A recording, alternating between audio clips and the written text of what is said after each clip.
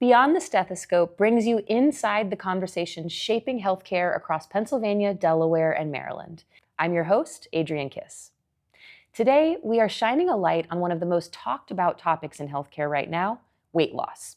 It's a real-life moment many have experienced. You've been trying to lose weight for years, you've changed your diet, maybe tried different programs, but nothing has really stuck long-term.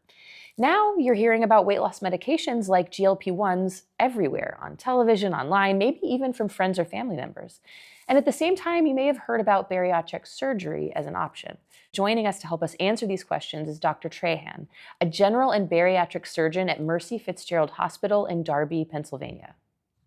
Thank you so much for joining me today. I'm really looking forward to our conversation. Thank you for having me. Thank you. How did you get into bariatric surgery and what inspired you? And if you don't mind to just tell me a little bit more about yourself. Yeah, so I did my training in general surgery, and while I was deciding what I wanted to pursue, I really started to appreciate how much of a medical issue obesity is and how prevalent it is.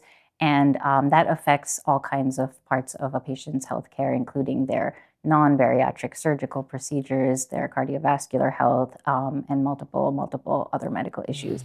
So it was something that I thought needed a lot of attention, and I thought it was a very worthwhile career to pursue. Incredible. Yeah, I mean, life-saving for so many people as well. Yep.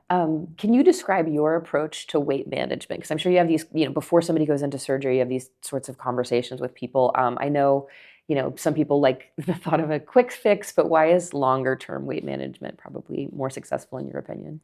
So obesity is a very difficult disease to manage for some patients with just willpower and lifestyle changes alone. So when we have a patient, usually by the time they come to see a specialist in obesity medicine or surgery, they've usually already failed lifestyle treatments such as diet and exercise, and they do need more help.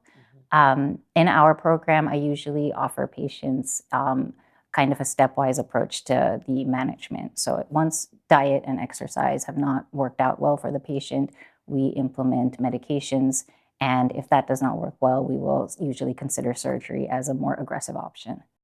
So as we mentioned, in our introduction about, not being able to turn on the TV or have a conversation with people without hearing about GLP1s. Could you tell me just a little bit about more, like what is a GLP1? So they're called GLP1 agonists. So those are medications that mimic hormones called incretins that our bodies make in response to eating a meal. And those hormones cause us to feel full and no longer have an appetite.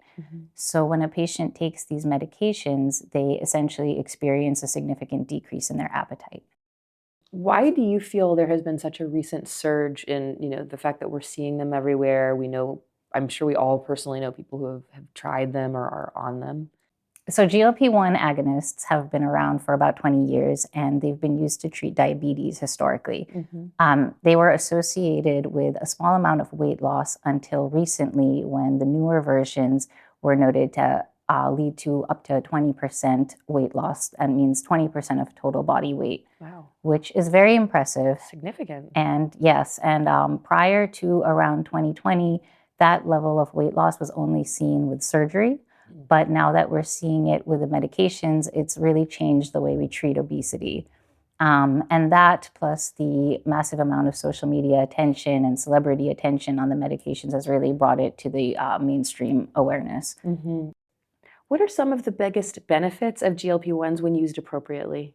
So one of the biggest benefits is what patients refer to as a reduction in food noise, which is the constant mental pull towards wanting to stack on something that may not be very healthy for us.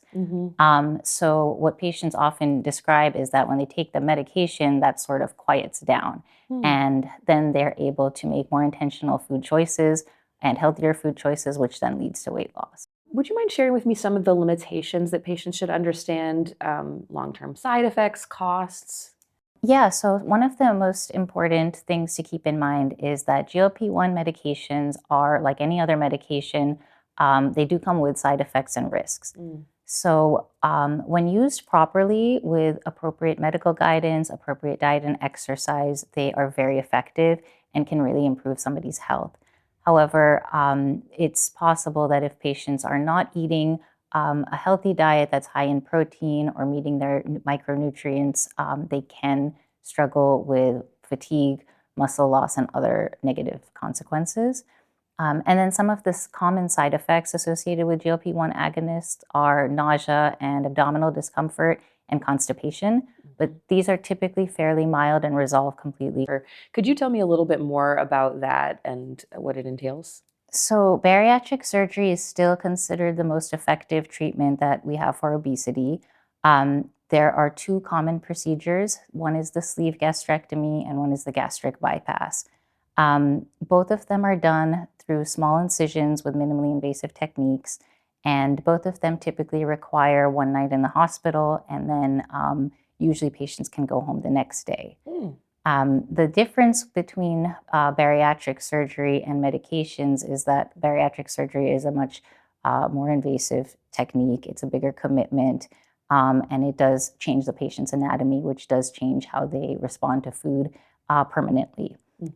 For some people, that is a better option because of either cost of the medications or inability of the medications to work well on them.